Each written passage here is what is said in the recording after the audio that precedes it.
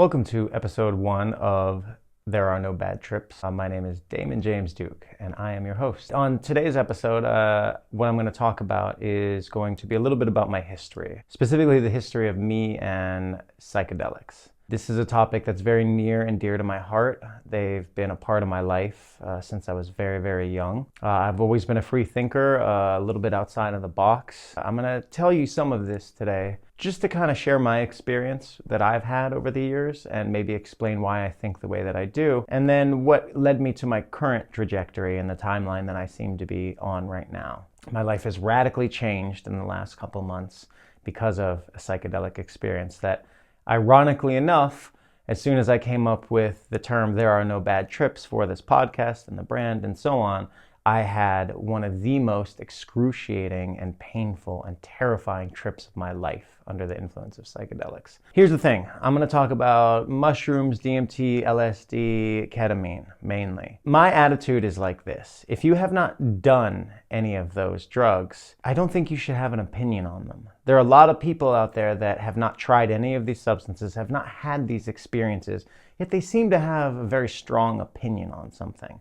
And until you've actually set foot in someone else's shoes or taken an experience for yourself, passing judgment on it is a little ignorant in my opinion. And this goes across the board. I have friends who are alcoholics and they just stick with their booze. My booze don't need nobody, right? And then I've got friends that are straight edge. You've got nerds that have just never tried anything. And that's fine too. There is no right or wrong way to do this. But I do believe that psychedelics were put here or grown here or created here. They're a part of us. They're a part of our story.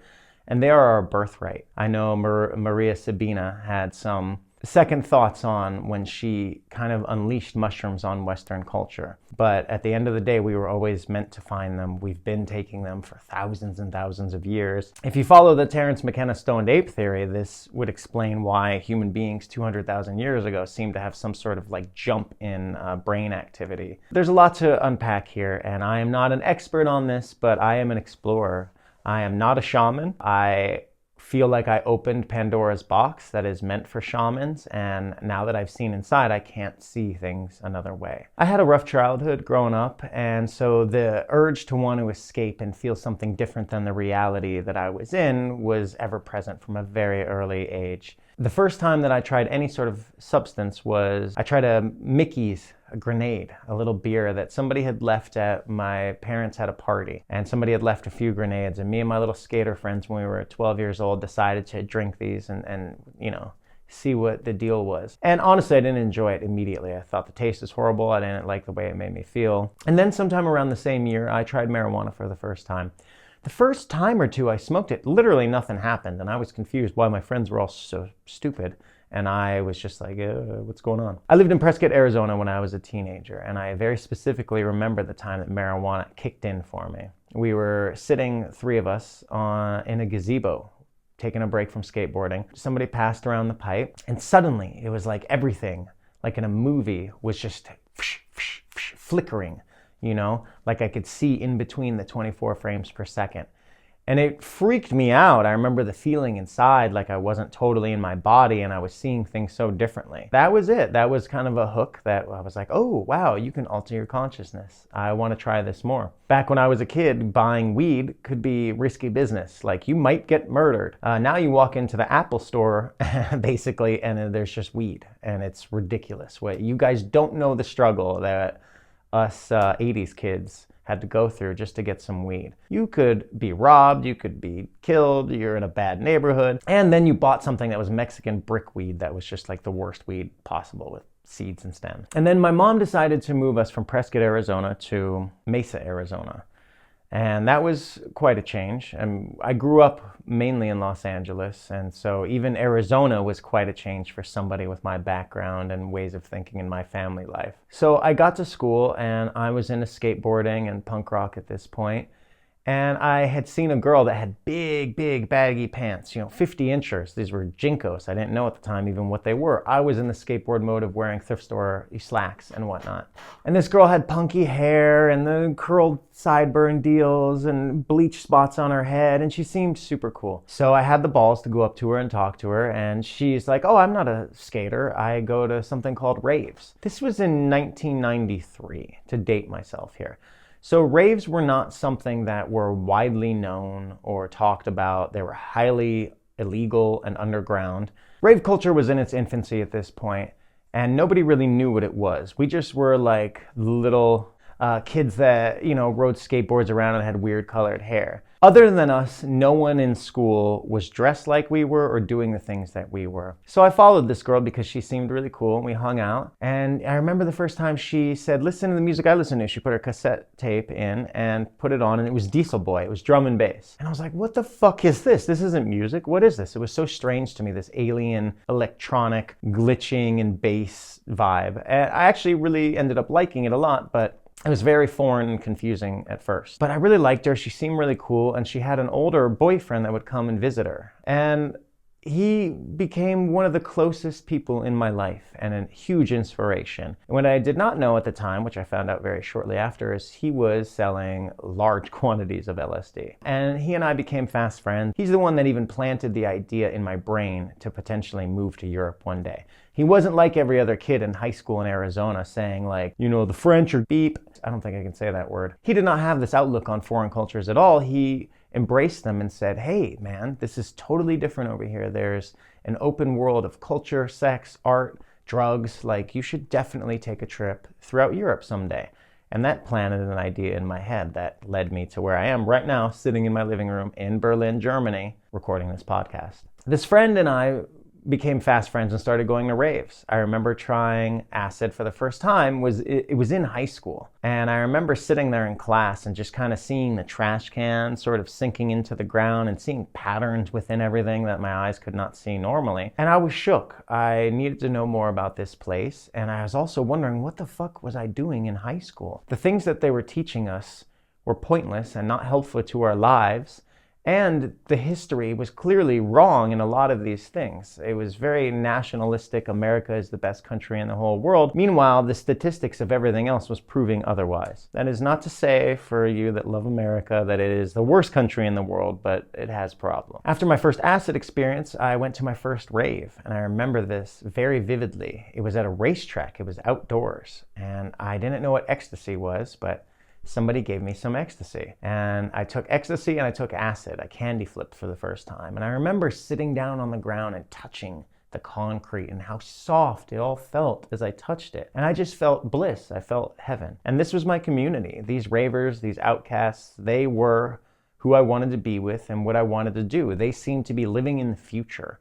Their talks about technology and music and art and culture and travel seemed to be ahead of where everybody else was at the time that I was going to high school with. So these people became my closest friends, and it didn't take long until I just dropped out of high school and started selling LSD for a living. I've been lucky in some ways in my life that I've got into scenes or things at the right time and known the right people. This was one of the right people. We were handling a lot of LSD. There are sheets, which is 100 hits. There are books, which is a big square, which is 1,000 hits. And then there are Bibles, which are 10 books, and that's 10,000 hits. It got out of control within a few years of doing it. I dropped out of school and I focused my time on that. A lot of times I would just go to raves and give it out for free because I wanted people to open up their eyes and see what I had seen. Timothy Leary and Ram Dass were voices that I had heard in samples throughout music at the time. And I started learning about them and learning about the Merry Pranksters and the Kool-Aid acid experiments. And I was always drawn to the 60s. Jim Morrison was probably my first hero that I ever had in music. And I definitely wanted to live a life like Jim Morrison, which I don't know if that's a good thing. So I became somebody that was hell-bent on exploring and shifting my consciousness. And a lot of that had to do with escapism. I know that now. I came from a very traumatic background. It was not easy to run away and live it on your own at 15 years old. But I found my way. If I cannot find a way, I will make one. And I did it, and it was a crazy time. and I was 15 years old doing adult things. I remember doing ketamine, cooking it, taking it out of the bottle and pouring it out on the Pyrex and scraping it up, and then going into that realm and just being blown away by that experience as well. So that's when my drug history basically started, and has continued on my entire life. I've had moments of absolute sobriety. I've taken a break from all drugs. I've tried a lot of the drugs. I've gone down the list. I don't even think that all drugs are necessarily bad. They all tell you something, and they all help you get a closer relationship to some sort of God or the thing that is us, that is everything. They do alter your consciousness in a way so that you can perceive consciousness from a higher dimension and be in touch with that. And so I don't think that they're all bad, but I feel like there's smart drugs and there's not smart drugs. Smart drugs are all the plants.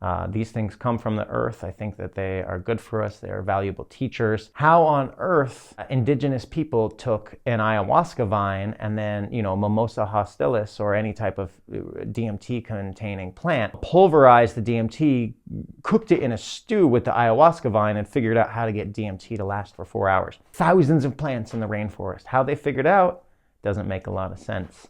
There's a great book called The Cosmic Serpent that discusses some of these ideas and the ancient people's discovery of DNA. And that seems to be the case with most psychedelics. There is a sort of accidental stumbling upon them that also seems like it was meant to happen, it was supposed to happen. And once we found this out, we started using them. And the use of LSD and mushrooms goes back thousands of years with people. I mean, the more we uncover about history, the more we find that, the Romans were using LSD and having crazy orgies. It goes back deep. Psychedelic plants and humans go hand in hand. I believe that psychedelics are a key to open up a door to a higher level of consciousness, to dimensions higher than ours that we perceive. Our 3 dimensions plus time. I think that our consciousness goes up to at least 5 dimensions when we're under the influence of certain drugs like DMT, like ketamine, like psilocybin.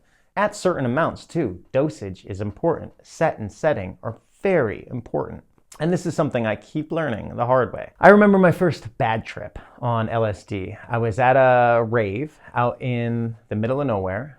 We showed up in the middle of the night. None of us knew what this place looked like. It was just seemed like we were in a field. And somebody had come up to me and they had liquid acid, and I had never done it. And they said, "Stick out your tongue." It was in a little bottle of mints that you kind of squeeze out the drop on your tongue, So I stuck my tongue out and I put my head back. Oh, there's not much left.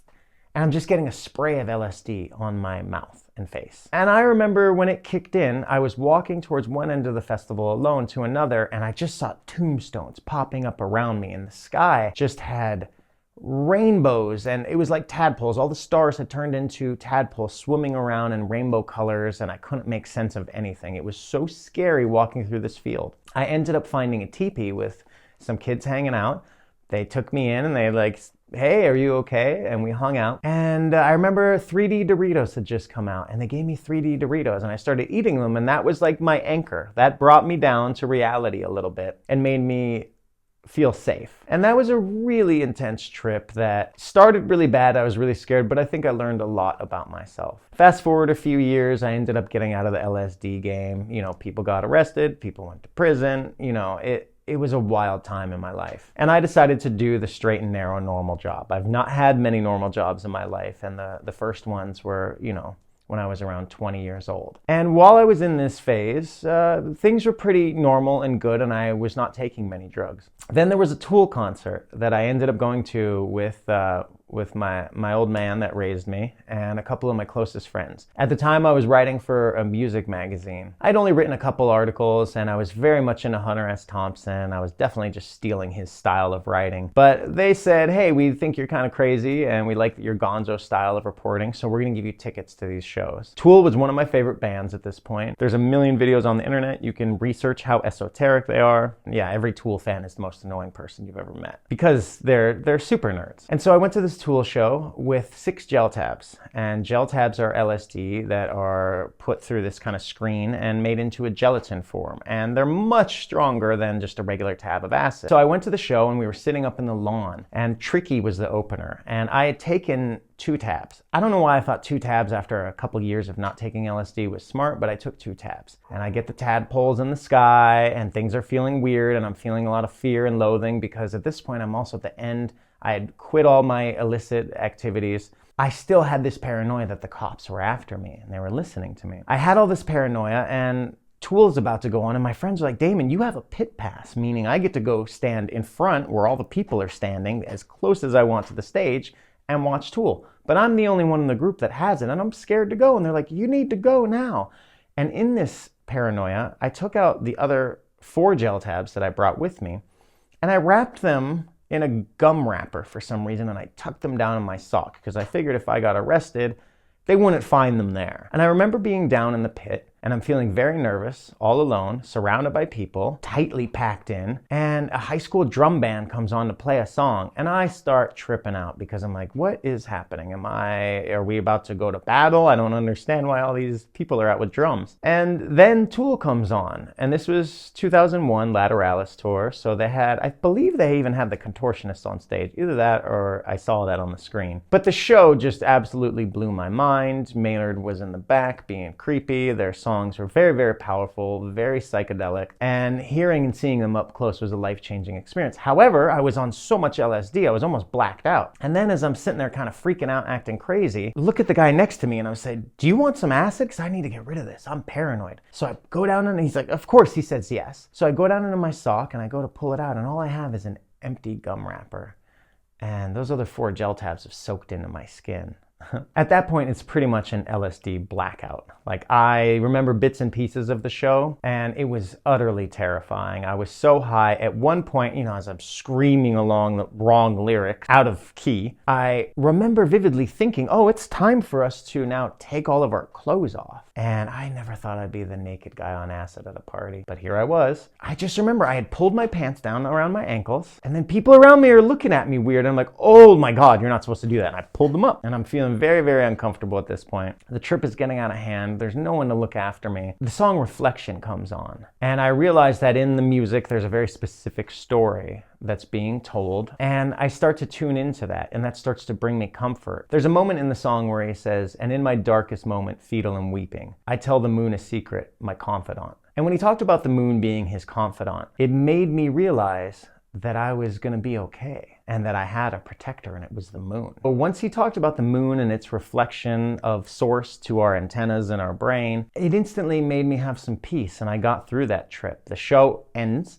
and we're all walking through the crowd, and I'm getting freaked out again because people are all crammed in, thousands of people, and people are going, and I'm like, flashbacks of like being herded as a sheep or something. At this point, I'm in the parking lot and I'm staring at this fire hydrant that is just sinking into the ground, and somebody walks by me and says, it ain't gonna bite you unless you bite it. And I fucking lost my mind. I remember running through the parking lot and I'm pulling on this car door. I'm trying to get my car door open so I could get in and feel safe. I cannot get into this car. And the reason why, it wasn't my car. I see my family and my friends yell at me from across the parking lot, and they said I just looked completely confused. And they brought me home, and I tripped for about 24 hours. It was so fucking uncomfortable. It was not nice. And I actually stopped doing acid for a very long time after that. It was just, I'd done enough at that point. Because I sold so much acid, I often would take it every single day. I would just take it and just be on this level all the time. I've done so much LSD, I couldn't even count the amount of tabs that I've done. But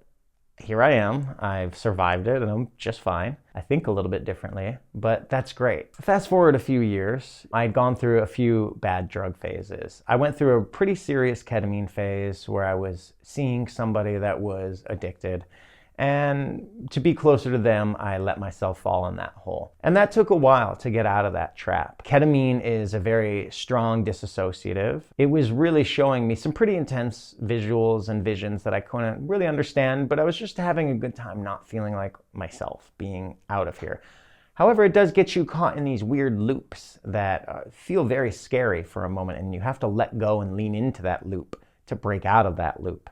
It's very counterintuitive. And so I went through that phase for a while. I got really bad into booze when I quit all the drugs, because that's the acceptable drug. And that's the drug that I like the least. I think it's done more harm to society, to human beings, than any drug on the face of the planet. And that's just proved by statistics. I've seen what it did to my life. I've seen what it did to my biological father's life, who was murdered outside of a bar when I was 5. I've seen it, countless friends and family members just be taken out by this thing that's widely accepted and on every street corner. And I honestly believe that the spirits, alchemists have distilled spirits into a liquid that we then drink. You know the old story about Dr. Jekyll and Mr. Hyde? That's definitely me when I drink. I would go into blackouts where I literally became a different person. It was like there were spirits inside me that took over, and all the trauma, all the hatred, all the confusion about the universe and the world would spill out in hatred and anger. I wasn't always bad. At first it was fun, then it was fun with problems, and then it was just problems. These are all the program terms that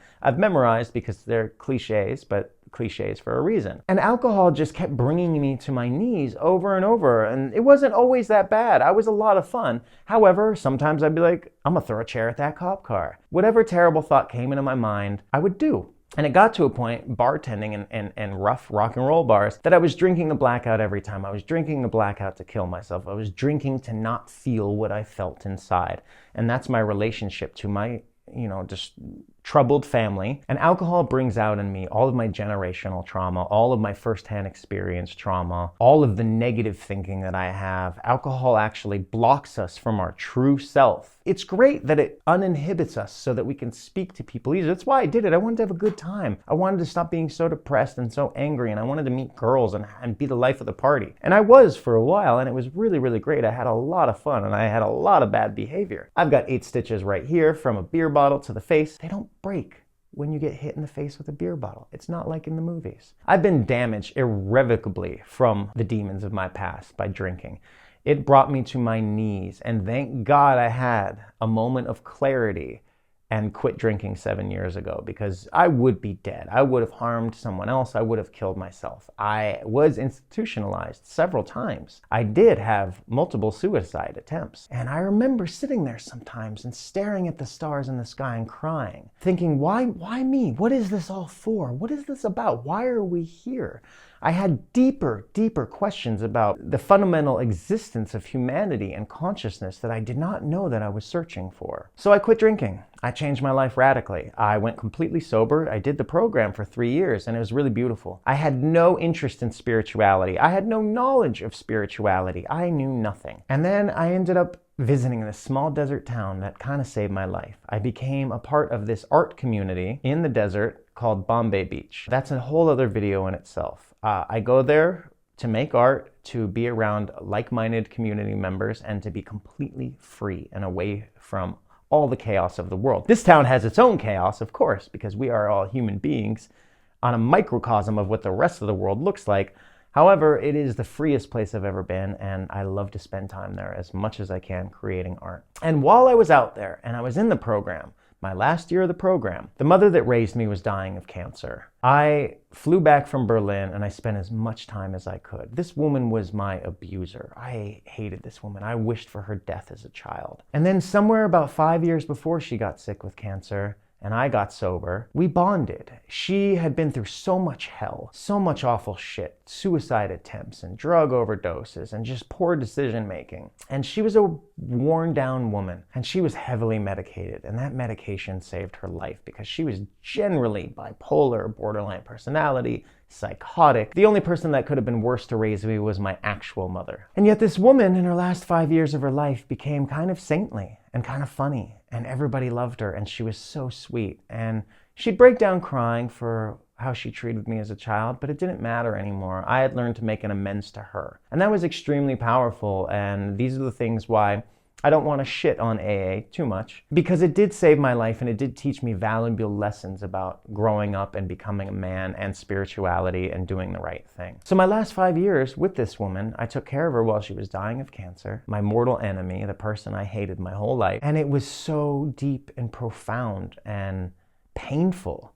I remember shaving her head when her hair had to go, prepping her to go out in outer space, and the pain, I was the only one that could convince her to eat food. I have a half-brother, cousin type that helped, and everyone else that's left of my family, most of them are dead, are adopted family. We all kind of chipped in to take care of her, but I was her primary caretaker with her best friend. We would do shifts throughout the night because she had breathing tubes and this whole thing. And it was a really painful experience to go through. And I lost her. and I was in Berlin when it happened, and it was really, really painful. There was nothing I could do. What ended up also happening that same year, we lost a couple artists from the community, Bombay Beach, that I'm a part of. And that was really shocking and really painful. It's crazy when people kill themselves, the beliefs they have about themselves and how wrong they usually are. One of my friends that killed himself, there was 5 people I knew that died within a month, on varying levels of how close our relationship was. And one of them was somebody I had a sticky relationship with, but he was the local steel worker in town, rest in peace,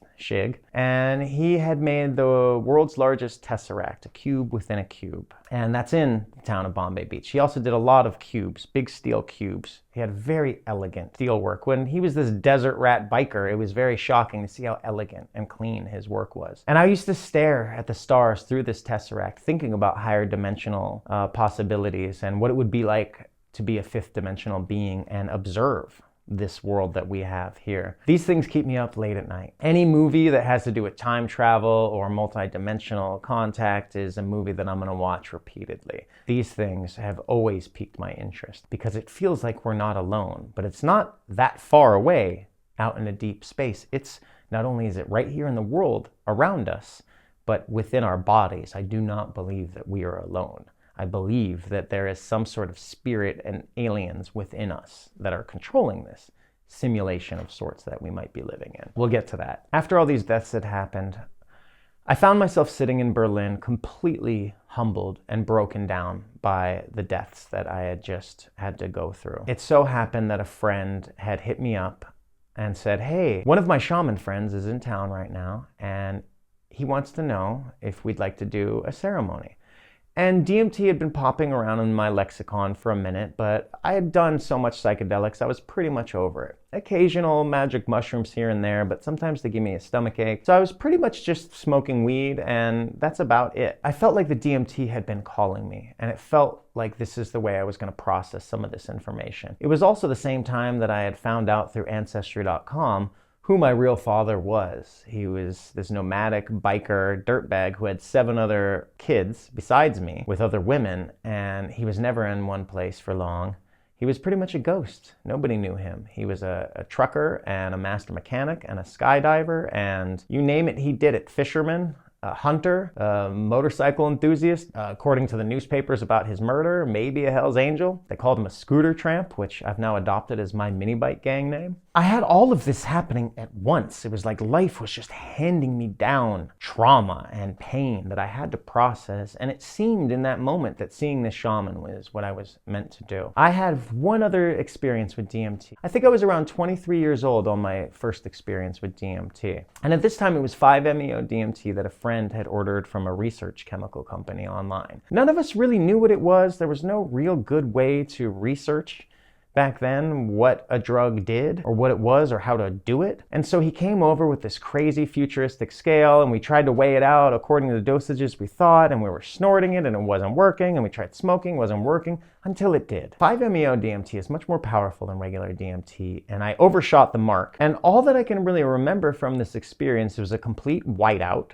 All of my senses failed. I had shot through the tunnel and into white everything and nothingness. I projectile vomited all over the living room. And for 45 minutes, I thought I was dying. My head felt strained, and it was a horrible experience. This whole incident was documented by my roommate at the time, who was a writer for the Phoenix Stranger. This article ended up making my family contact me because there were some other things about me in the article that I did not want them to know that they found out. And it was a fucking powerful experience, and me and my friends went around to our other friends and gave them the same amount, and they all had the same experience. So it was actually horrible. We all had a horrible experience, and I was like, okay, I don't need to try that again. So when I had the opportunity to try DMT again, I was optimistic, but a little cautious as well. I was really scared about what might come out. And I was in a dark spot, and I thought, oh God, this is not the right time to take a psychedelic and make me face what's inside me.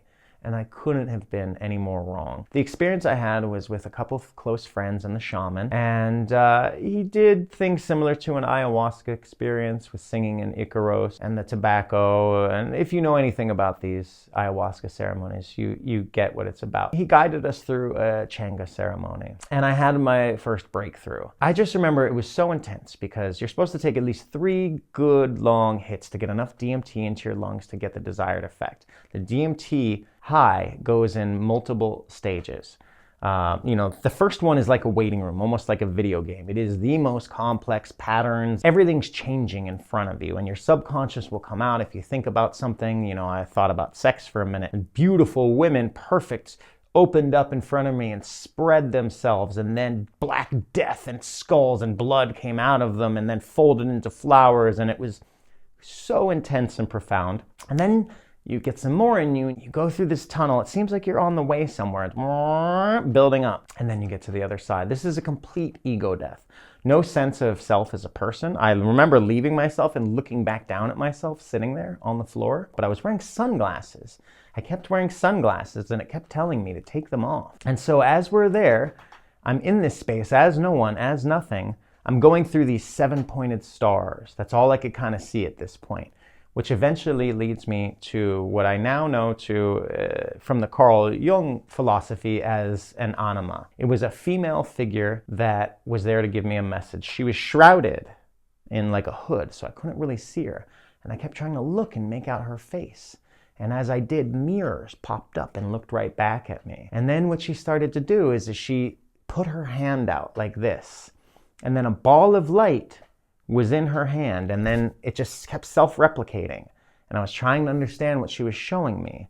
And what she was showing me is that I was the light.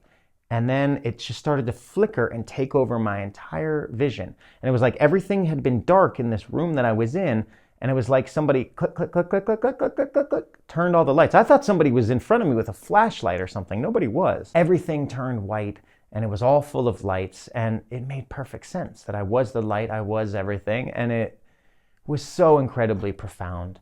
And after this experience, me and my friends, we went and ate a nice dinner. We talked about what we saw. I became obsessed with this other realm, and I started learning as much as I can, researching from reading books, Rick Strassman, Terence McKenna, to YouTube videos, talks, lectures, anything I could get my hands on. And then I decided that I needed to start doing this and showing other people how to do it. And I'm not a shaman. I did not put in the training. I essentially wanted to be a trip sitter to open people's eyes to the nature of our reality, because there's a reality just outside of our own, a sort of upside down, that is always around us. It permeates everything. It is death, I believe. It is the other side. It is the next dimension, that we're trapped in 3. We are slaves to this body. Our mind can transcend dimensions. I'm convinced of that now, just based on what I've seen. My life radically changed for about a good year. I started to take a lot of Changa. I started to go in to these spaces to try to research and understand who I was seeing and what I was meeting, following the breakthrough and not getting it, because when you want it and you try to force something you're not ready for, that's what happens. One thing that came very apparent is these beings are very playful. Terence McKenna calls them self-dribbling, diamond-encrusted basketballs that he calls machine elves. To me, they're not so elvish. My visuals are very high-tech, very street art influence, very sacred geometry, constantly folding, but there are beings that kind of wave hands. And like Terence talks about, there's a message that I got over and over and over again, and it would be, look what I can do. You can do it too. And these beings would speak. It was all telepathic. They would speak and things would unfold, literally manifesting in real time. Impossible physics, impossible imagery. Words cannot describe what I've seen in there. You couldn't even try to. When you think about it, they come out and they go, or they flip you off. That whole thing about them flipping you off, they're very playful. They'll flip you off when you go, oh, I need to take that back to the real world with me. It's very funny. It's like they don't want you to take too much back. I've met people that haven't done DMT yet because they say they don't need to have a spoiler alert on what death is. And I do feel like it is either the gateway to death or it is the other side, and it is death, which is also life. It's impossible, self-replicating, instant manifesting life. I'm not sure.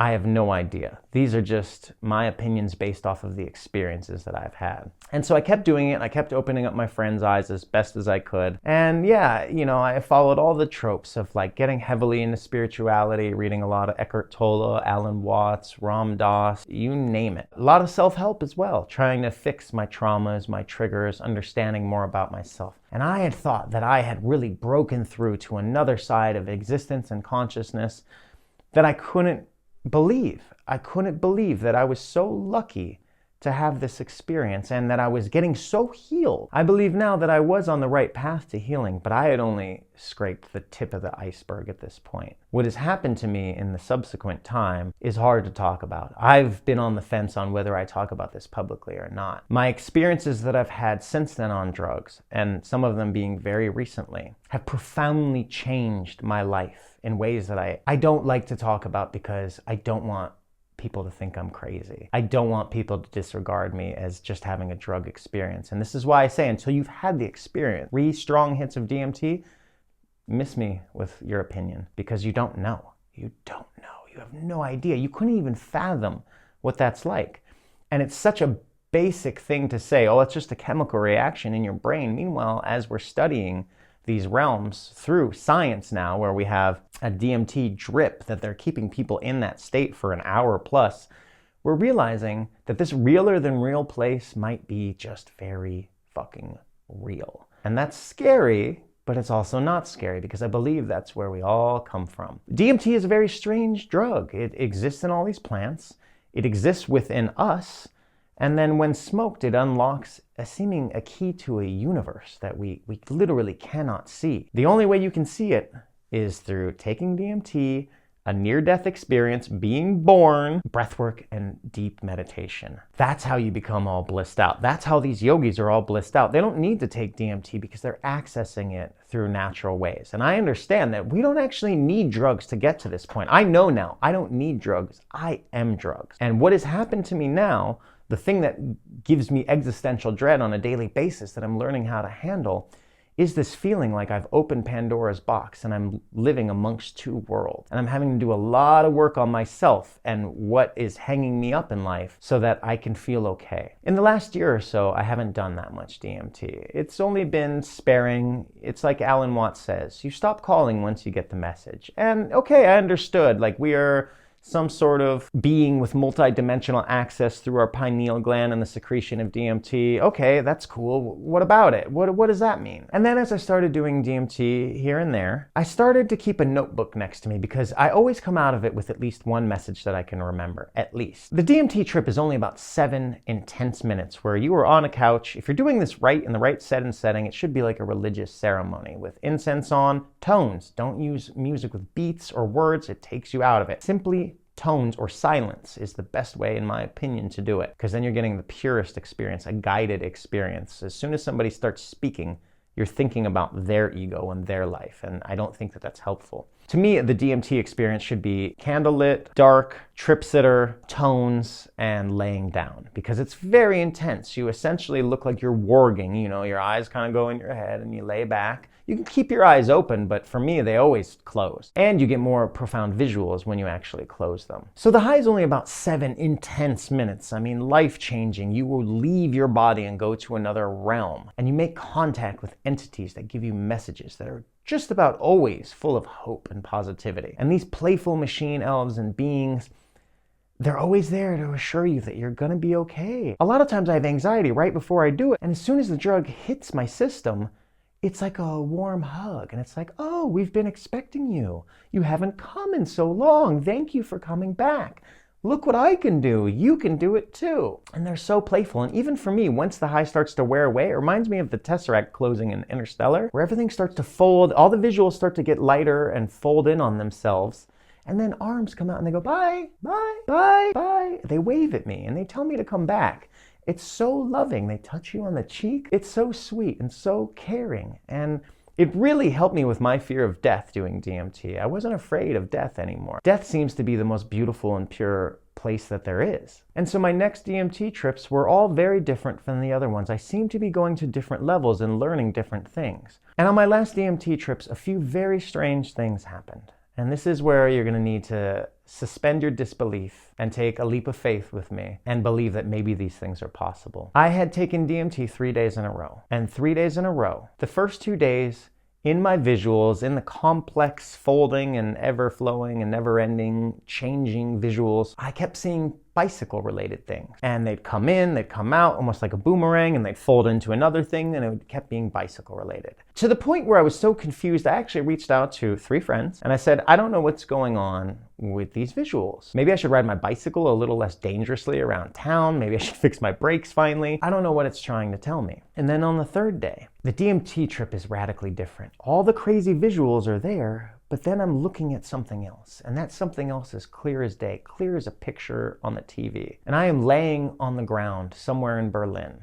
I can tell because of the buildings, and I'm just looking up, and I'm looking up, and I start to think to myself, oh God, I died on a bicycle. I got hit by a car and died on a bicycle. This is my future. I'm dead on the streets of Berlin. And I was so freaked out, and I remember people leaning down in the street to look at me. And I remember one of them being Asian very specifically, and they all leaned down to look at me. Now also, which I just forgot to mention in this vision that I had, with the bike when I was looking up, was the M12 tram kept pulling up at the destination like a boomerang, back, forth, back, forth, back, forth. And then I left the visual back into everything else, and I was freaked out. And I called my friend and I said, am I gonna die? Did I just see my death? And he was trying to relax me. No, I don't know what it's trying to tell you, but it's trying to tell you something. And so I decided to take a walk to the park to meet a friend. And as I'm walking to the park, I decided to take a left turn and go a little bit of a different route. There's more people to look at and just more scenery. I have music in my headphones, and as I'm walking past the restaurants and I'm looking at the people and listening to music, I'm not really paying much attention. And do you ever get that feeling where you hear something that you don't hear and you decide to turn around? My music was very loud, so I turned around because of something that I felt was happening behind me. And I turn around and I see all these people rushing from the cafes. And they look down into the street, they lean over. And a German man had gotten his bicycle tires stuck in the tracks of a tram. And it had made him take a little bit of a tumble. If you live in Berlin, you know these tracks in the ground. If you ride a bicycle, you got to be very careful because they will bend your wheels and fuck your life up. And he was okay. Everybody ran over, one of them being an Asian woman. They all looked down at him. And they looked down at him to make sure he was okay, and he got up. So I'm standing here. I'm looking at this man getting up, and I'm feeling the most intense deja vu I've ever had in my entire life. And I look up to the right, and the M12 tram pulls up right on time. Whew, goosebumps. I felt like I was fucking insane. And sometimes when I tell this story, I feel insane. I believe my consciousness saw time and space out of order, and I saw this thing before it happened. It was horrifying. I went and sat in the park with a friend who thought I was definitely losing it. But then when I called my other friends, who I had called and told them about all these experiences that I had had about bicycles and this crash before I had witnessed it, they were all a bit spooked too. And I gained such an intense appreciation and respect for DMT as not just a drug, but a holy medicine that can show us things that we could never understand. And I did slow down my DMT use a lot after that and just focused more on self-help and getting myself together.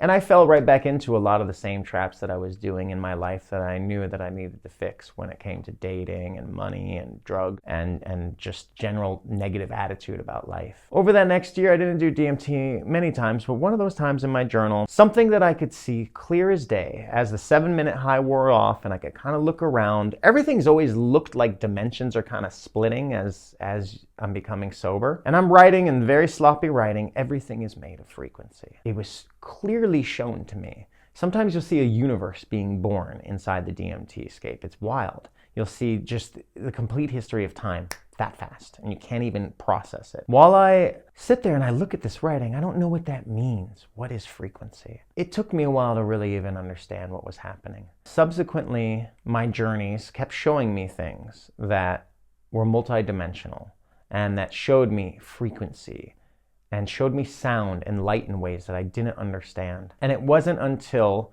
this year when I returned back to Berlin that it all came clear. I'll be completely honest. When I got back to Berlin, I decided to have fun here. It's very easy to buy drugs here. I got really into ketamine again. I've been doing it for a few years now, but it's fairly casual. You know, you do it, you have a good time, you veg out, you act silly somewhere at a party. But what happened is I started doing it on a daily basis. And I started doing it at all times. Because what I realized was a couple things, that my depression radically started to lift, and I started getting a lot of self-confidence. And if you want to take any time out of your day, research ketamine and its effects on consciousness. There are major breakthroughs that we're discovering. This is why ketamine is a drug that's being used all over the world for therapeutic reasons. With a counselor, the right set and setting, talking through issues, being navigated through this space, because like DMT, you reach another space of consciousness, this dissociative space that I do believe is a higher dimension. It sends you traveling. I didn't even understand how to do this correct, so what I started doing, because I realized I started going somewhere else, and the trip started to get kind of dark, where I was doing a lot of it and I was going into K-holes, and ketamine space is very different than DMT, because DMT is very colorful, it's very bright, it's very welcoming. Ketamine is very dark, and it's very spooky, and it's very eerie. And the visuals can be just as profound as on DMT. They're not as colorful, but what's even stranger is they seem to be moving you on some sort of conveyor belt at times through different space and time. I don't even think on this planet. It's so strange. It's beyond comparing. It's beyond explanation. I can't really explain what you see in these realms, and until you've done it, you can't really know. And until you've really pushed it and gone down that rabbit hole deeply, you don't even really understand what I could possibly be saying right now. And so during these K-holes, I started to realize that I was getting really high, abnormally high. And then if I was doing it with a friend, what I would do is I would say, oh shit, I'm going down. And I'd lay down and I'd be like, I'm gonna try to report my findings, because I felt like I was doing research, because I was making contact with entities and locations that seemed not from this planet. One thing that kept happening over and over is I kept having a bad trip almost, and just being like, I'm a person. No, I'm a human being. And when the effects of the drug would wear off, the person that was with me was a little worried. I would say, it's so clear to me that I am not Damon. This is just currently a shell that I'm inhabiting, but I'm controlling myself from somewhere completely different. And this sends chills up my spine to feel, to think, to believe. And it freaked me out, because I want to be a human being, I guess. I want to be a person. I want to know that I'm a person. I want to know that my life matters. I want to know that this is for a reason. And what I was seeing showed me that it was almost a puppet on a string. I do believe in free will, but there is something at the controls here, like a video game almost, it seems. And it really fucking freaked me out. And I started to cry here and there, because I was like, oh shit, I'm a drug addict. Fuck, I let myself go and now I'm a drug addict. But I knew that there was something I was learning and I couldn't stop. And then it started showing me frequencies and vibration and light and water were reoccurring themes. And I could not understand the travels it was taking me on and how easy it was to get there. And then what started happening, this is where it turns and gets even weirder. I started to be able to handle large amount of ketamines in stride. Of course, tolerance gets built up. But what was happening, I could do a big rail of ketamine and my consciousness was shifted for sure, but I could operate a vehicle or walk around or shoot camera or do whatever I wanted with no problems whatsoever. And I realized that if taken in a certain amount of time and doses, I started to write in a journal. Like, scientifically is how it felt, medically is how it felt. I'm not just tripping on my couch being a drug addict, I am an explorer, I am doing research. So I started to write down, first bump at this time, then you want to take one 15 minutes, then you want to take one again at 45 minutes. This is when you get into what I like to call fuzzy cloudland, where everything feels soft and euphoric. Usually people try ketamine, their first bump or line or whatever, your eyes cross, it feels weird, and people don't like it because it's a little disorienting. You have to do a little bit more, and you pass that, and then your vision starts to get better, and then you're somewhere else completely, and you're very soft and cloud-like, and it's a very magical place to be in. And everything just feels at ease. And I learned to hit that mark, and I learned that if you go a little bit over there, that's when the traveling goes further. And I'd close my eyes, and I'd put on very specific music, and I would keep going. And then something happened where it just seemed like information was starting to be downloaded into my brain. It was the weirdest thing. Subjects I knew nothing about started to come clear, and I started to know how to do things I didn't know how to do before. So I started to think ketamine was some miracle, limitless drug. I know that I was in the throes of addiction, but that does not mean that what I was saying wasn't true, because the things I was predicting started to come true. Events would start to happen. I could see clearly 2 different timelines that would split off if you made a decision one way or the other. I could feel them so deeply inside me that I knew them to be true for me. I kept up with the ketamine, and on one of my last deep ketamine trips, something very strange had happened. I was doing my timing the way that I always do it, and getting to fuzzy cloudland, getting into multidimensional space, starting to get moved around in space and time and travel, and I could actually feel myself navigating through it. And then something really weird happened one night. I was doing the same amount as I always do, and I started to get sick to my stomach, and I started to sweat. The kind of feeling you get if you've taken too many drugs before, too much Molly or something, and you're like, oh shit, like I need to lay down, I'm lightheaded, I can't move, I feel like I'm gonna puke. That doesn't happen on ketamine. Never. In all of my years of doing it, which is over 20 years of doing it, I never got this feeling. Breathe through it, okay, it'll pass, the nausea always passes. And then something happened that I could not believe if anyone told me until I saw it from myself. I sat up because I thought, oh, I should go to the kitchen and get a drink of water. And through my walls, I saw the shape of a person stretch. I saw everything that we're looking at behind me stretched across multiple dimensions in the shape of a person. My eyes were wide open. I was sitting up. It was the most terrifying experience of my life. I stopped and I looked at it because I couldn't stop looking at it either, because I was awestruck. This is not how you get high on ketamine. This is not an effect of ketamine, ever. I was having a breakthrough on ketamine with my eyes open, a DMT level breakthrough. So I stared at it, it stared at me. And it floated there, and it told me, as I was scared, I'm you. And I started to giggle. I'm like, oh my God, it's me, a multi-dimensional version of me. And then it showed me, all telepathically, it showed me a sort of history and a fabric of existence that made so much sense in that brief second. And then it showed me that I am also everyone else, and everyone else is me. We are all one thing in this insane game of light, shadow, sound, vibration, water. And I understood it, and I started giggling. And then it just dissolved back into the wall. I don't tell a lot of people about this. I'm a pretty open book, and I tell people I feel like I can trust. I don't want people to think I'm crazy. I don't want them to think it was just a drug hallucination, because I have taken these drugs a long time and they've never caused that to happen. That was something new, and that led me to keep researching. A few days later, I went with a friend to the Paradox Museum, and I stood in absolute horror as I witnessed one of the little scientific effects that they could show you. The whole museum was an exhibit about paradoxes, and they were visual representations of things that if you look a certain way, they're this way and this way. And I saw this light being. That's the only way I could describe it. And I'll try to find the link to a video. I've since now seen this on the internet. It has come to me. All these things come to me. Now I see symbolism and synchronicities and everything. And I saw this light being that is, it is what a multidimensional being, a fifth dimensional being would look like, traveling, and it's light flickering across in the shape of a human. And I stood there, and a tear came to my eye.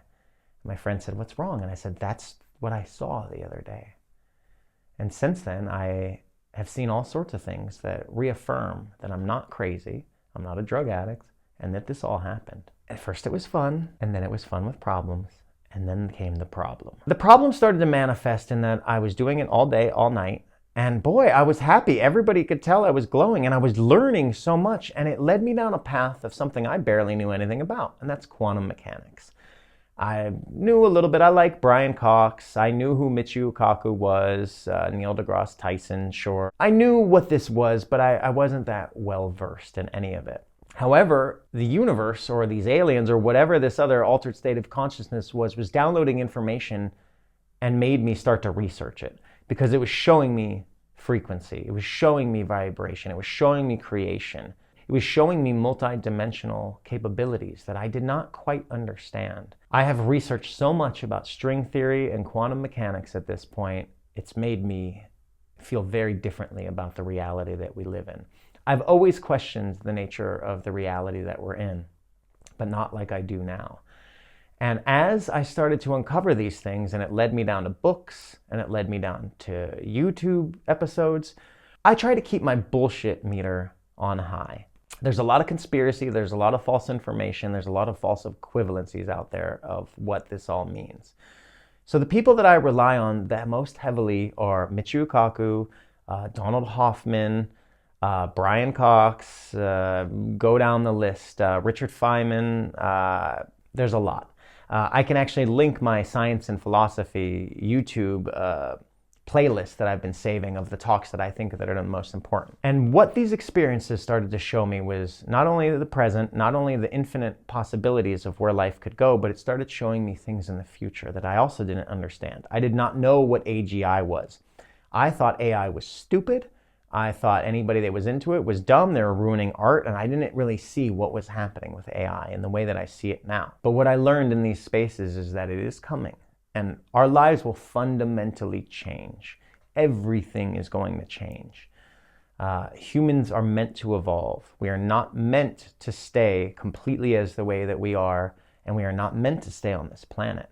It is our birthright, I think, to travel through interstellar space and time and become a type 3 civilization after enough time. I think we are well on our way. I didn't know any of this until the drug told me. This is like in The Cosmic Serpent, when this anthropologist goes down to the Amazon.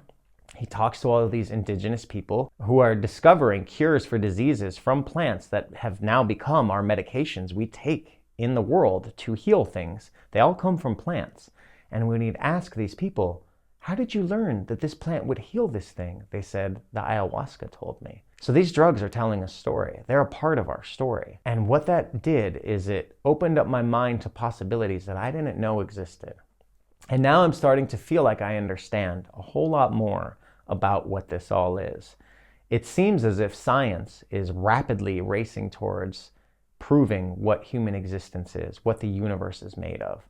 We're going to know where the Big Bang came from and what was before it. It seems as if we are one of infinite amount of universes, all existing simultaneously. In my belief, from the things that I've learned, that a lot of these universes, we exist in, other versions of me. There's the day you walk outside and you get on your bike and you go to the gym and you make it and it's fine. And then there's the day you get delayed a little bit, you leave a little late and you get hit by a fucking car and then you die. That's very possible. However, I don't think that there's death. I think that death is another form of consciousness, and that even in this life that we're living and breathing right now, I think that we die trillions of times. And I think that we are constantly reborn until the entropy naturally catches up with this physical form that we're in, and then we do leave this form to go on to the next level of consciousness. And maybe we're just thrown right back into the wheel, and we incarnate as something else because we have to learn these lessons. Or maybe when we do this thing right, we get to ascend a level and we get to go to a higher level of consciousness.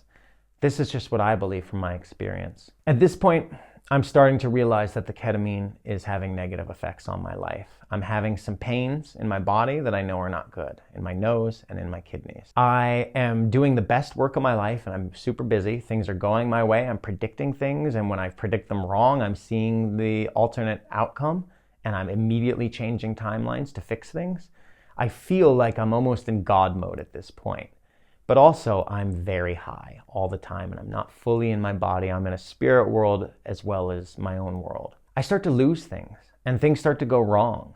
And I start to realize that I need to stop this path that I'm on. It's not going well for me.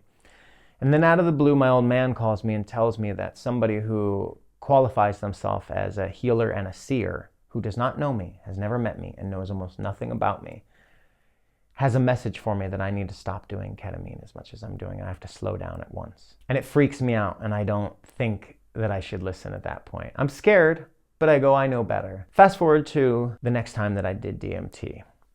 I do it with a friend that feels like he's ready to have the experience. In this realm, I have such a different experience than I ever had. I did not plan on taking any, but I did it just in the moment. It felt like the right thing to do, and he was on his trip, and I said, I'll go with you. We had a sober trip sitter to watch it. In this realm, I saw clear as day a tunnel coming out of my third eye, full of visuals, and there was an outside world outside of that tunnel that I could navigate and look around. But I just wanted to follow and go through the ride of the tunnel. And as I'm going through this ride, I'm seeing all these impossible creations and inventions. But then my gaze starts to wander, and I'm looking around the room, and I look down and see like a green tube that seems like it has boiling stars in it. And I start to get transfixed on this dark image, and I go, what is that? And it's stars bubbling. And then I see complete Black Death, women and children dying and screaming, being ripped apart and boiled alive. And I go, oh shit, that's there too. Black Death is waiting, and it's always there. And we can focus on that, or I can focus my intention on this sort of tunnel coming out of my head. But I kept wanting to look at it. I kept wanting to know about it. But I eventually shifted my gaze towards the tunnel, and then I see my friend's tunnel coming out of his head. And our tunnels are kind of growing tentacles, and they're kind of floating around each other. And then the craziest thing happens. Our two tentacles touch and tickle each other, and at that exact moment, we both start giggling. And when they touch more, we both start giggling some more. Our eyes are both closed. We do this at the exact same time. He sees different visuals, but also a presence, a tunnel that seems to be lining up with mine. The trip sitter that was there said, this is crazy. When it was done, she said, this was crazy because I saw you guys communicate with your eyes closed telepathically. And in this state, it warned me about the ketamine. And it told me that I should not bring it on a trip that I was going to bring it on. And I didn't listen. And on this trip, things started to go wrong. I don't lose things ever. I work in film. I pride myself on not losing shit. I'm very organized when it comes to film. And I started making mistakes. And I lost a handful of things. Nothing that wasn't too big of a deal, but I was losing things. And I was starting to understand multiple timelines. Every opportunity you take or do not take can define your existence. And the trip was an absolute shit show. We drove all the way across the United States from Washington to Alaska, only to drive the car off a cliff at the end for the 4th of July.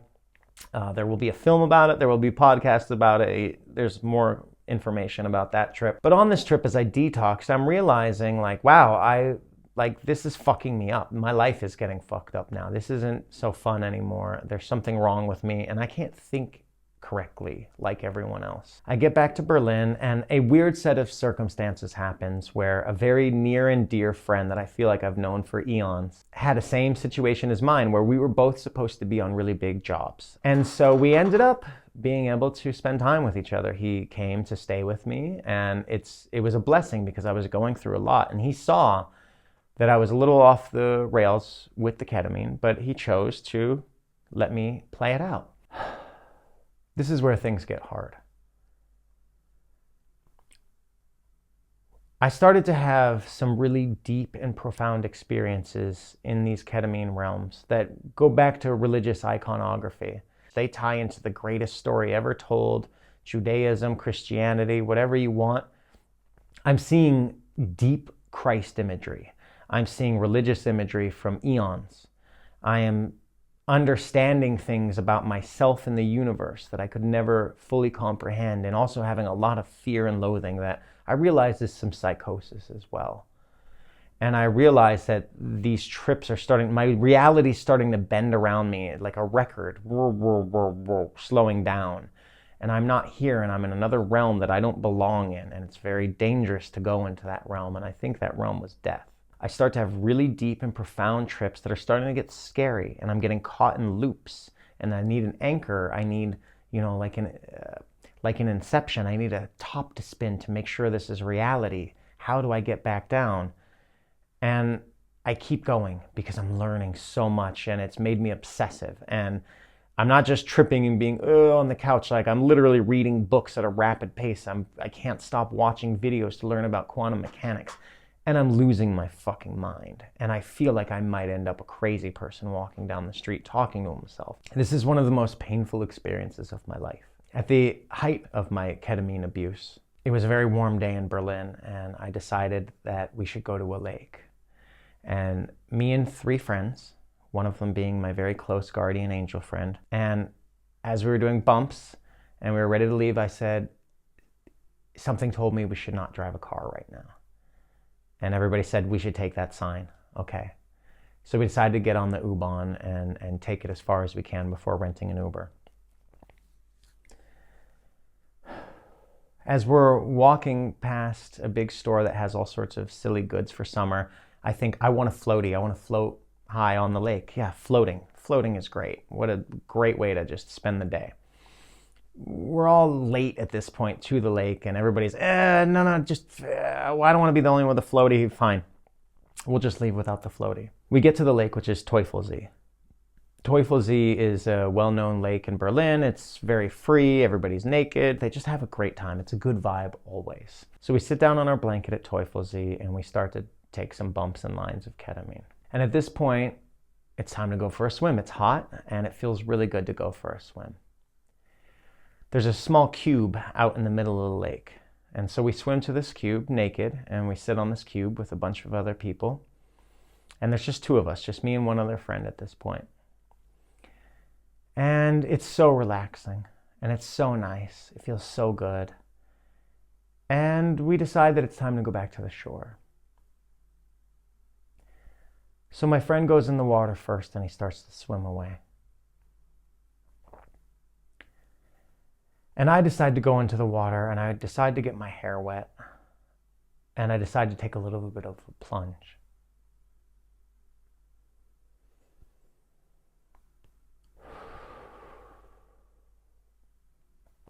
I remember the feeling of going under the black water, and it felt comfortable. It felt safe. I felt at home. I felt at peace. And then something inside me said, you can't stay here. It's not your time.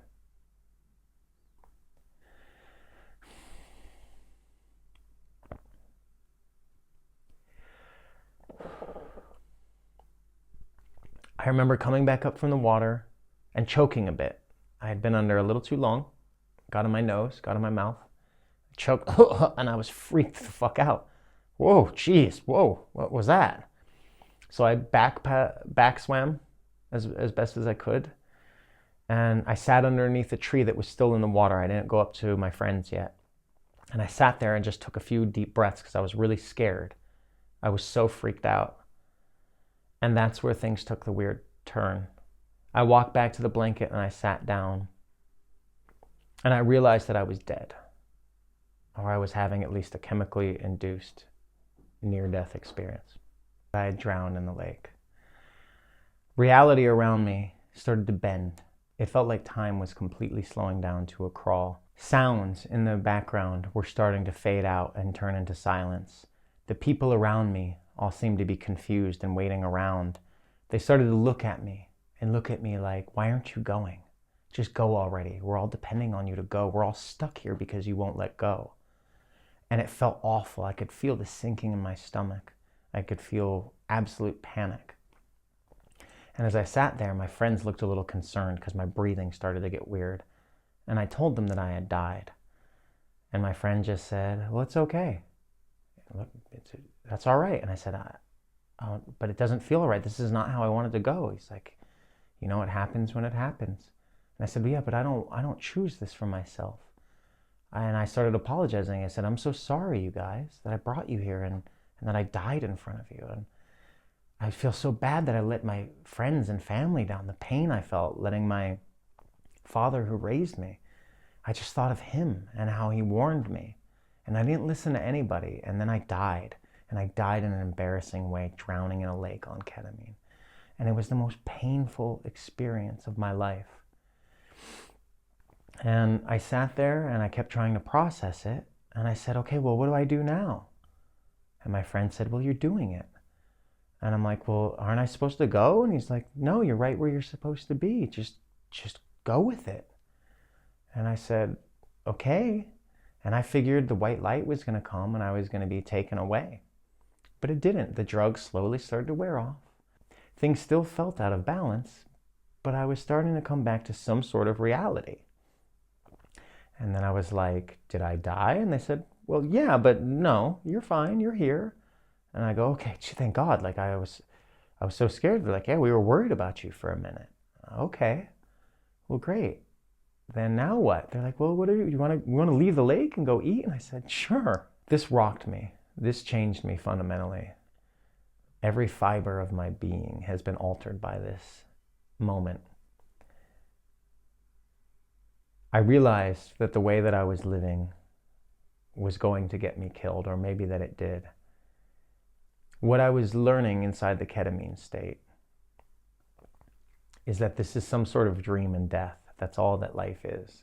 And that on infinite timelines with infinite possibilities, if we are a holographic light simulation, we are just like cave paintings on a wall being illuminated by the flickering of a candle. And in between every one of those flickering, we die. But we're here, like Schrodinger's cat.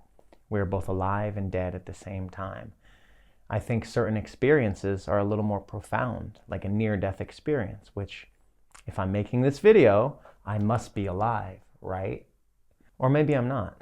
Maybe this is just a different timeline where I didn't die. But somewhere out there is a timeline where I'm very much dead, and I very much did let down all of my friends, my families. I ruined my future, and it was the most painful, excruciating lesson that a person can learn. However, ever since that's happened, all I can think about is that I'm not alive, that I'm dead. And it's terrifying, and it takes meditation, and it takes practice, it takes sitting quietly with myself, and it takes connection with other human beings to make me feel like maybe this is all real. There's a lot of belief that we are all one consciousness experiencing itself subjectively through having these different experiences, through each and every one of us. We all have our own experiences. But I'm constantly plagued with the thought that this is all just a projection of my own mind and none of this is real. Nobody is real. And that's a terrifying concept. And I do think that it's true. But like most things in the universe, it's a paradox. It's also not true. We are all God experiencing ourselves subjectively. I'm a person that grew up very much Christopher Hitchens fan, Richard Dawkins, hardcore atheist, anti-religion. Not only do I believe in God, but it's changed my life fundamentally, this belief in God.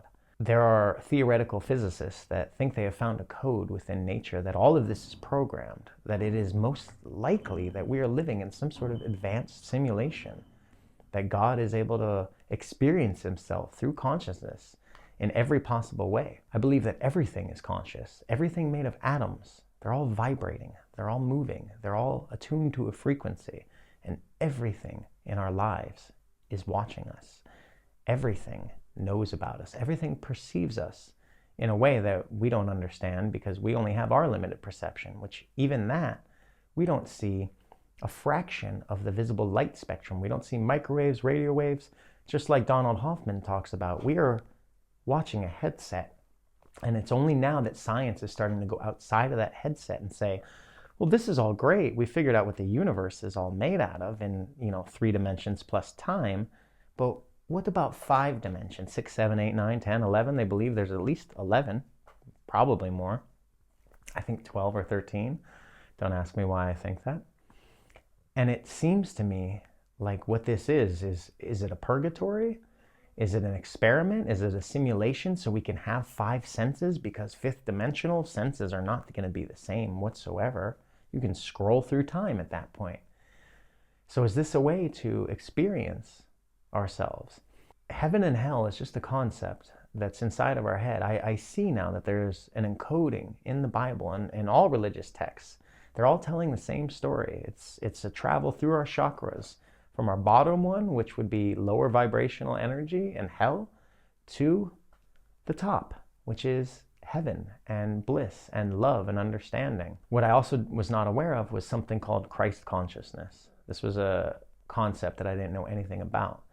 I have been a staunch atheist most of my life and certainly wondered if Christ even existed. If you study for more than 5 minutes, you realize that there are multiple gods with the exact same story as Jesus. Born on December 25th, 3 stars in the east, born of a virgin, mother's name Mary, came back from the dead, crucified, did miracles, and so on. Why is this story repeated over and over and over?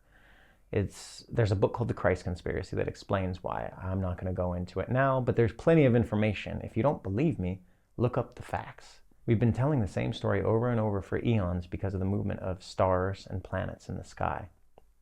We have anthropomorphized them and made great elaborate tales about their movements and about what they do.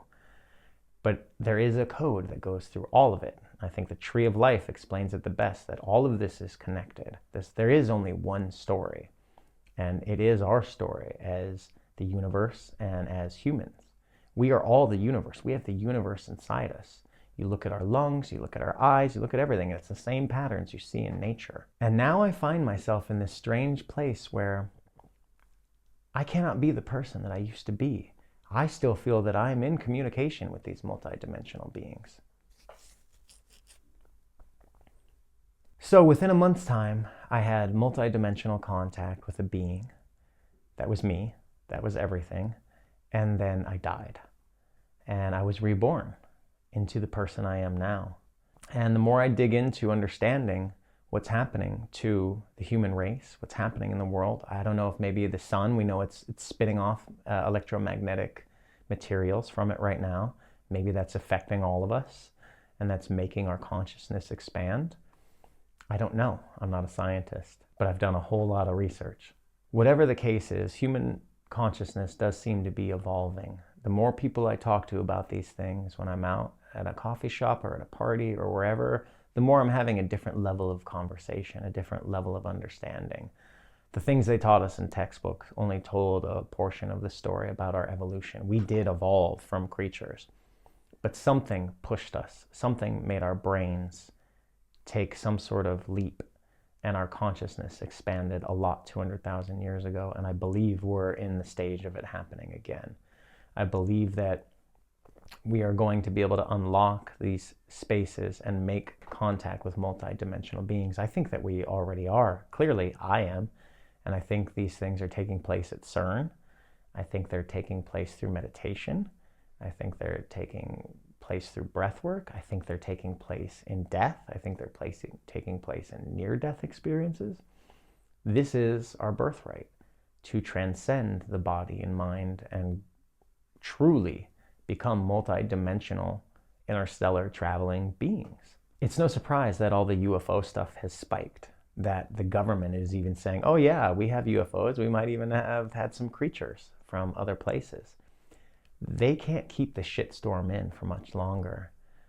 They want to keep it in. They want to keep us dumb, watching Netflix, being addicted to devices, to shitty food, shitty drugs, to sex, because then they can control us. How are they going to control a society that realizes that they can communicate telepathically, that they can do magic? Look at the flow state that we get into when you look at somebody who can walk a wire across two buildings or jump from plane to plane in the sky. We are incredibly talented creatures on this planet. I think we descended from other creatures, or other creatures modified our DNA. It seems to be that even the case for the pyramids all around the world seems to be some sort of energy and information exchange station. And we've had ancient civilizations that have known just as much, if not more than us, but we learned everything the wrong way. Nikola Tesla figured out wireless electricity. Oh, he ended up dead and poor, but all of his research disappeared. I think we are in a fundamental shift in reality that they can't stop, unless they use the robots to control us and make some sort of dystopian cyber world of misery where we're being watched at all times. This can go so many ways. I think humanity has many timelines, and we're trying to get this right. I do think we are in communication with multidimensional beings that are trying to guide us and get us to do it right. And what I realize that there is only one answer, and that answer is love. And we have to love ourselves, and we have to love even the people we hate around us if we want to get to this place. We can build the world that we want to live in. We can build a utopia, I hope. The news is very unsettling right now with genocide and murder and depravity and racism. It's a scary time, and everyone's freaking out. And all the Christians are riled up. We're at the end of the world, end times. Jesus is coming. Christ consciousness is coming. It's here. And I'm hoping at some point we can let go of all this religious fervor and drop religion completely and believe in ourselves as the gods that we are. We are all God. We are all starseeds that need to help each other and light the way for each other. There's always one idiot that wants to fuck it up, you know, and we got to love that idiot. We got to treat him like a brother. We got to take him in and just try and show him a different way. I am not a Trump supporter. I'm fairly left in my thinking. But even him getting shot was a terrible, terrible thing for us to have happen. I think that maybe we have some hope in a different president, even though said president is still part of the status quo. But I think soon, in the 2030s, none of this will matter, because once AGI comes in, let's pray we're nice to them. And let's pray they're nice to us and they don't enslave us or destroy us for all the folly we have created. We have a perfect utopia around us, and we destroy it with no regard, and we try to get richer than everyone else and shit on the people below us. And all of that needs to die if we want to become the beings that we're supposed to be. I have an optimistic nihilist view on what the future is going to be and what we're headed towards. I think that, say I love you to your little black mirror, talk kindly, treat everything kindly. Even your couch, everything is having a conscious experience. And we have to treat it with respect. And all of this leads me to working on really deep issues within myself. I've been working on my trauma for a while now, and I think that I'm making big strides. And I know where I'm attached still. I know the issues that I need to work on still, and I'm working on them. But I don't let things affect me the same way. And every day is a series of tests, and our lives are defined by these tests and the choices we make or don't make. And I see it now when a serious situation comes up, how quickly I have to think and how intelligently, because there's going to be a timeline split. In one universe, I take the job, in the other, I don't. Which timeline do I want to be on? Also, search transurfing reality. I think we can merge, we can move timelines. I think there's a lot of possibilities that we're not fully aware of yet, because most of our brain isn't even working for us right now. Most of it's just chilling. I think our DNA was also altered, and that's why we can only live 100 years, but I think that's about to change. I think it's all about to change, which is quite frightening. But it's only frightening if you want to be plugged into the matrix, if you want the status quo. I don't. I don't want it. I don't accept it. I want to be a part of the world where people love each other and they look out. Part of the community building we've done in Bombay Beach, I want to do in other places. Universal basic income seems like the way forward. All these political quarrels we're having with humans, they're all going to be gone soon. The robots will come in, and they will exert their power over us, and we will have to kind of bend the knee to them. As long as there's good robots, there will be bad robots, and I think that will still be a fight. But all of the systems we have in place, they can redo. We can do, different types of farming. We can do desalinization of the water. We can clean up the oceans. We can fix all of the issues with the help of the machines that are coming.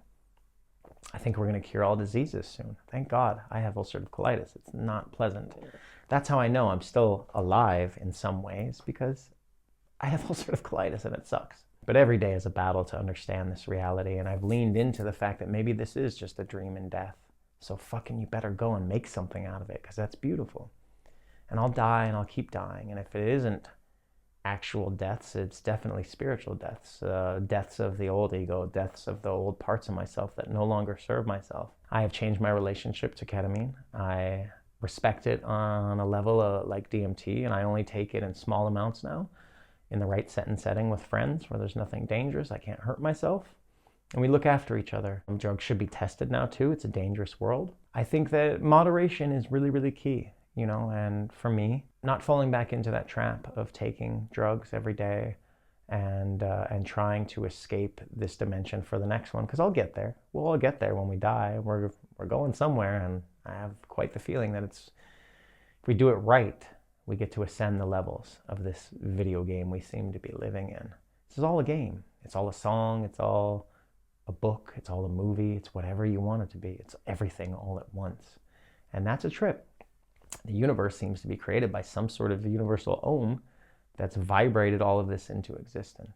We're made of light, shadow, water, vibration, frequency. It's an exciting time to be alive, to realize that physics and quantum mechanics are actually proving the what, not the why, but the what and the how.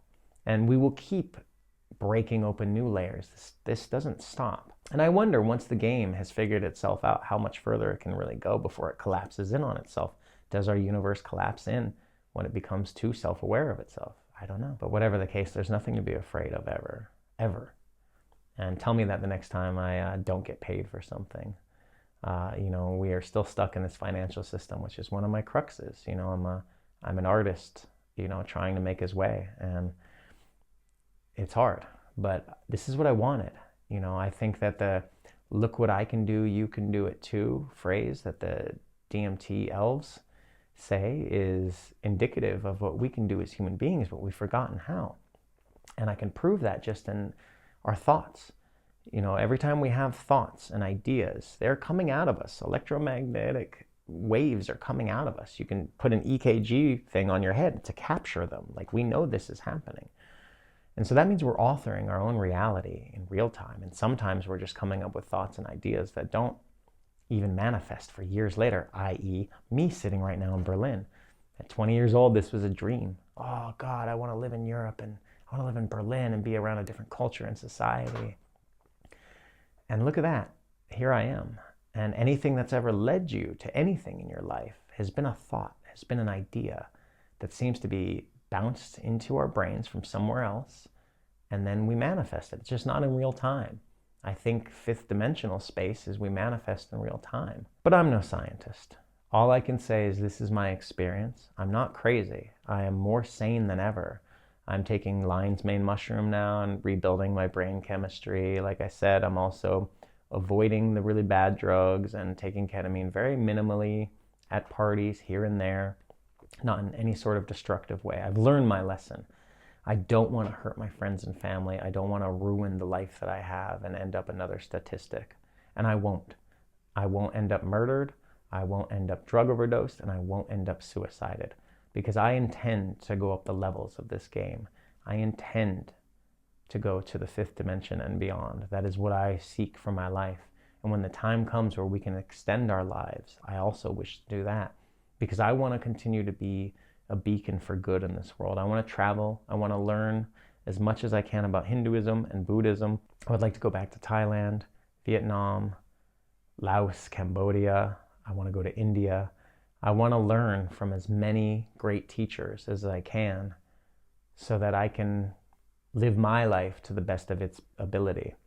And I think that my job is to help turn the light on in others and let everyone know we're going to be okay. Forget what the news says. Turn that shit off. It's going to get weird. It is weird. But the more we love each other and the more we look at our neighbor who's an asshole and we say, hey, I love you, the better off we're going to be. My story is going to keep unfolding, and I'm going to have so much more to say. And this was very hard for me to do, but I think it was important. I'm hoping that in some way, shape, or form, this helps somebody else grapple with some of these topics that they've experienced in their own life. What turned out to be the most painful and darkest trip of my life is still the best trip that I've ever taken in my life. There are no bad trips. After that, I radically have changed my life. Now, I'm very human and I could fall back into the same pratfalls, but I'm a slow learner, but I'm not that slow. I realize many angles of my life that I've been doing wrong, and I've kind of dedicated myself to being the healthiest, cleanest version of a person that I can be, while letting the ego play a little bit, but not too much. That is not my job here. I have showed up a little late to the game, but I'm here and I want to help. I want to help people. I want to provide safe haven for people like me, people different than me, to build a new world. And this world will be based off of love and not fear. No more hatred. It's bullshit. It's a waste of time. Let it go. The quest for understanding human consciousness has been dear to me for many years now. And it wasn't until these recent breakthroughs that I really feel like I'm getting a grasp on my purpose and my place in this universe. I'm hoping that through these podcasts, I can not only be somewhat entertaining, but maybe help you get through whatever it is that you are trying to get past. The only way out is through. We have to remember that. No matter how dark, no matter how weird it gets, just hum along and you'll get through the bad trip. Human beings are on the cusp of a massive change in evolution. I do not believe it's the end times. I believe it's the end times for the way that we've been doing things. I believe that it is our consciousness, it is our DNA that is going to change, and we will merge in with machines as well. It's going to be very strange as these things take place. 2030 seems to be when life as we know it will be radically different. Do not be afraid. Lean into it. This is just a ride. This was always meant to happen. I came up with the concept of There Are No Bad Trips for the name of my podcast. I have my iPad on the way so I can start drawing logos. I will have some shirts, some stickers. I'm trying to be as free from the man as I can, from having another boss. It's just me. It's what I can come up with creatively. So I can live this life. I wish somebody would just give me millions of dollars so I could then do good with it. I want to do good things if I can ever get a substantial amount of money. I don't want to own yachts or any of this stupid shit. I just want to be able to do what I want to do. And I am an explorer. I am a traveler. I am a nomad. My name backwards is nomad. My destiny is to go around the world and learn as much as I can. This is our destiny. This is our birthright. Reach for the stars.